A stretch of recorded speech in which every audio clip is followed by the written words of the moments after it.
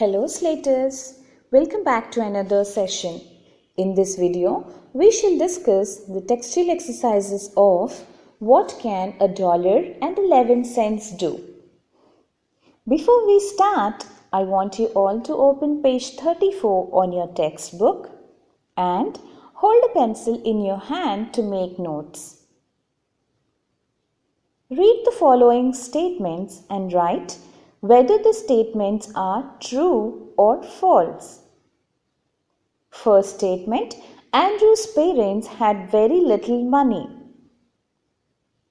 Slaters, can you tell me if this statement is true or false? Yes, you are correct. It is true. Let's move on to the second statement. Tess's parents were very poor. Children, can you guess whether the statement is true or false? Exactly correct. The statement is true. Let's check third sentence. Tess's parents were not interested to take her little brother Andrew to the hospital. Now children, can you tell me if this statement is true or false? Perfect. The correct answer is false. Let's have a look at the fourth sentence. Andrew was seriously ill. Now Slaters, can you guess the correct answer of this statement? Absolutely. The correct answer is true. Let's move on to the next sentence. Tess thought a miracle was the medicine that was available in a medical store. Slaters, can you tell me if this statement is true or false? Yes, you are correct. It is true. Let's move on to the next bit, that is third bit on page 35. Slaters, in this bit, we need to take the correct answer. First one, I am sorry, the chemist said, because the miracle the girl asked for, first option, was not available in the shop. Second option was very costly. Third option was not a medicine. Children, we all know that miracle is a wonderful act that makes someone happy, isn't it? Can that be found in a medical store or some other store? No, right? So, the correct answer is C. Was not a medicine. I want you all to take the option C. Dr. Armstrong wanted option A, to help the child. Option B, to collect a lot of money. Option C, to make fun of the child. Slaters, from the story we came to know that Dr. Armstrong operated on Andrew without charging any money, isn't it? Hence, the option A, to help the child, is the correct option. I want you all to take the option A. Now children, turn to page 36 on your textbook and have a look at the second bit. The usage of apostrophe in possessive case of nouns and contractions.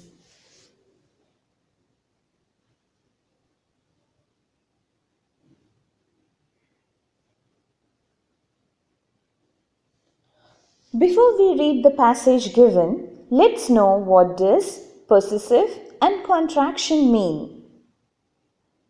Possessive means something that is owned or that belongs to only that person.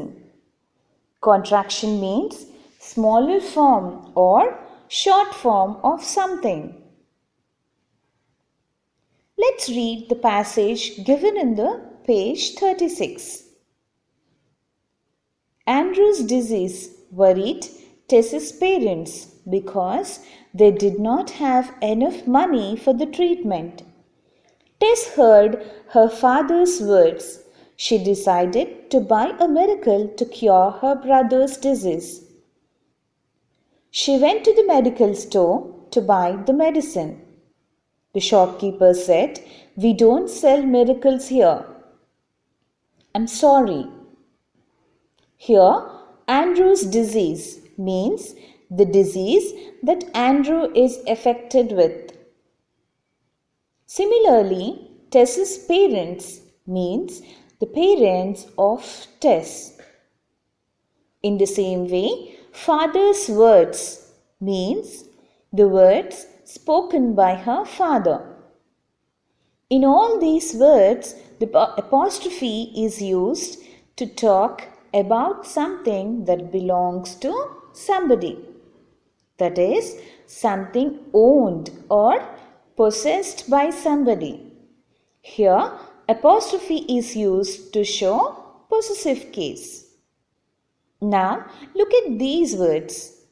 Don't, which is the short form of do not. Similarly, am, which is the short form of I am. In these words, the apostrophe is used to contract, that is, to shorten or to shrink the long form or expansion form of the words. Now children, let's read out the sentences given in the page 37 and identify the contracted forms. Let us also rewrite them in the long form. First sentence, "I don't know," she replied. "He's really sick and mummy says he needs an operation." Second sentence, "But daddy can't pay for it." Third sentence, "Let's see if I've the kind of miracle he needs." Slaters, if we observe the first sentence, there are two contraction forms.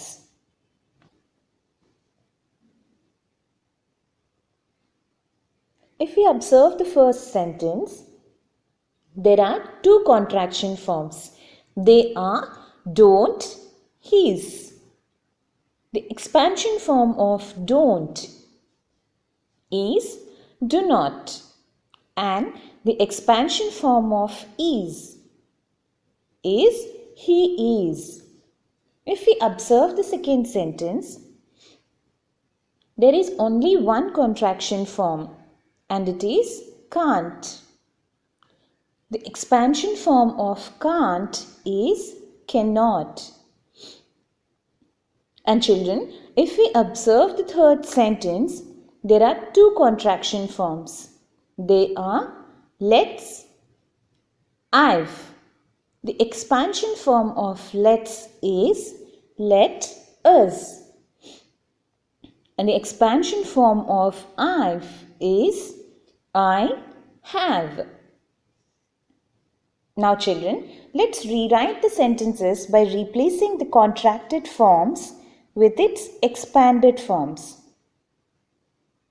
First sentence, "I do not know," she replied. "He is really sick and mummy says he needs an operation." Second sentence, "But daddy cannot pay for it." Third sentence, "Let us see if I have the kind of miracle he needs." Now, I want you all to complete this written task. Rewrite the phrases using apostrophe. First one is already done for you children. First sentence, "The car that belongs to Dad." Dad's car. Second sentence, "The dog that belongs to Julie."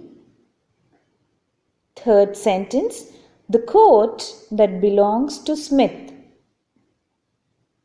Fourth sentence, "The house that belongs to my friend." Fifth sentence, the doll that belongs to my sister. Second bit, write the contraction forms of the following. First one, they are. Second one, you will. Third one, is not. Third bit, write the expansion forms of the following. First one, couldn't. Second one, they've. Third one, won't. That's all for today, children. Let's meet in another session. Until then, keep learning.